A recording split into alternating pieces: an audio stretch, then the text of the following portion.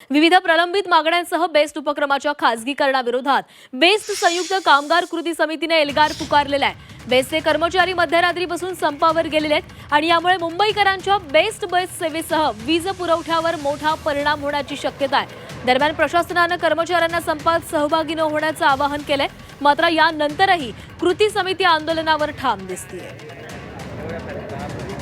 तर कुर्ला आगार, वडाळा आगार आणि मुलुंड आगार या ठिकाणी या संपाचा परिणाम आपल्याला पाहायला मिळतोय। एकही बेस्ट बस आगाराबाहेर पडली नाहीये, त्यामुळे नागरिकांचे हाल होताना दिसतात।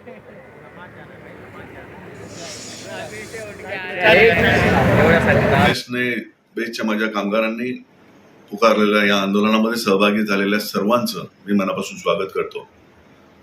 हा फक्त एका युनियनचा विषय नाही आहे, कामगारांचा विषय, कामगारांच्या अस्तित्वाचा विषय। बेस्ट जगली पाहिजे, बेस्ट टिकली पाहिजे, यासाठी मी विनंतीपूर्वक आवाहन करतो इतर युनियनला की तुम्हीही या आंदोलनामध्ये सहभागी व्हा, कारण मुंबईचं अस्तित्व टिकवण्यासाठी बेस्टचं अस्तित्व असणं फार गरजेचं आहे। मुंबईची परंपरा आहे, तशीच आपली बेस्टची परंपरा आहे। आणि आता या संदर्भामध्ये आपण सविस्तर बोलणार आहोत। आमचे प्रतिनिधी मनश्री पाठक आपल्यासोबत आहेत। मनश्री, बेस्ट कर्मचारी संपावर गेलेले आहेत, त्यामुळे मुंबईकरांचे हाल होताना दिसतात। तू सध्या कुठेस आणि त्या ठिकाणी काय चित्र पाहायला मिळतं, या संपाचा काय परिणाम पाहायला मिळतो?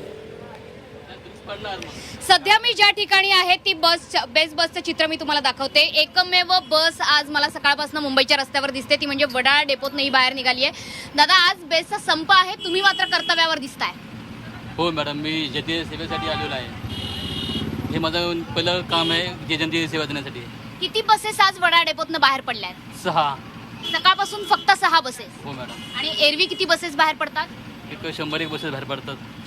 आज जितकी बसमध्ये गर्दी दिसते तितकी रोज फारशी नसते मॅडम।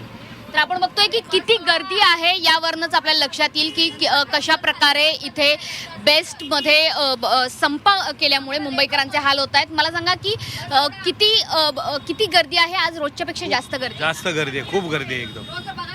अवघड प्रश्न आहे, प्रवाशांचा अवघड प्रश्न आहे। आता वापस गेल्यानंतर वापस यायला बस आहे का नाही काय माहिती। केम हॉस्पिटलमध्ये जायचं आहे मला, आता यायला बस आहे का नाही काय माहिती आता की त्याच्यामुळे आपण बघतोय की ह्या बेस्टमधली ही चालती बस आहे। खरं तर माझ्या मागची गर्दी तुम्ही बघता आहात आणि इकडे या बसमधनं उतरल्यानंतर समोर जे टॅक्सी स्टँड आहे, या टॅक्सी स्टँडवरती सुद्धा आपल्याला बऱ्यापैकी गर्दी बघायला मिळेल। अक्षरशः या बेस्टमधनं लोक दारात लटकून आज प्रवास करता आहेत। ही एकमेव बस जी मला तरी सकाळी फील्डवर उतरल्यापासून पहिली बस दिसलेली आहे जी रस्त्यावरती धावते। मात्र इकडे टॅक्सीचं स्टँड जे आहे त्या ठिकाणी सुद्धा मागे गेलं तर मोठी रांग आपल्याला बघायला मिळते। दादर स्वामीनारायण, दादर पूर्व स्टेशनच्या बाहेर अर्थातच नेहमीच प्रवाशांची गर्दी असते। शेअर टॅक्सी इथे मोठ्या प्रमाणावर चालतात, मात्र आज प्रवाशांची विशेष गर्दी बघायला मिळते आहे। आत्ताच एकमेव बस जी बेस्टची होती ती येऊन गेल्या कारणाने आता ही रांग थोडीशी कमी झालेली आहे, मात्र तरीसुद्धा टॅक्सीसाठी आता प्रवाशांनी गर्दी केलेली आहे। विशेषतः टाटा हॉस्पिटल आणि KEM हॉस्पिटल या ठिकाणी जाणारे जे रुग्ण असतात, ज्यांना दररोज उपचारासाठी या रुग्णालयांमध्ये जावं लागतं, त्यांची आणि त्यांच्या त्या रुग्णांच्या नातेवाईकांची मोठी गर्दी दररोज या ठिकाणी असते आणि म्हणूनच त्यांना सहकार्य करण्यासाठी म्हणून टॅक्सी युनियनचे काही लोक सुद्धा इथे आहेत। मला सांगा की आज रोजच्यापेक्षा जास्त गर्दी आहे का? हो, भरपूर गर्दी आहे रोजच्यापेक्षा। आज टॅक्सी चालकांनी काय निर्णय घेतलाय, किती भाडं आकारताय? नाही, आमचं जे आहे तेवढंच आम्ही घेतो त्याच्यामध्ये। कुठली वाढीव भाडेवाढ केली जाते का, भाडं आकारलं जात आहे का? नाही, बिलकुल नाही, जे आमचं रेग्युलर रेट आहे तेवढंच आम्ही घेतो त्याच्यामध्ये। आज बेस्ट बंद आहेत, तर मग टॅक्सी चालकांनी काय ठरवलेलं आहे? जास्त मोठ्या संख्येने टॅक्सी बाहेर काढतायत की कशा फेऱ्या मारताय?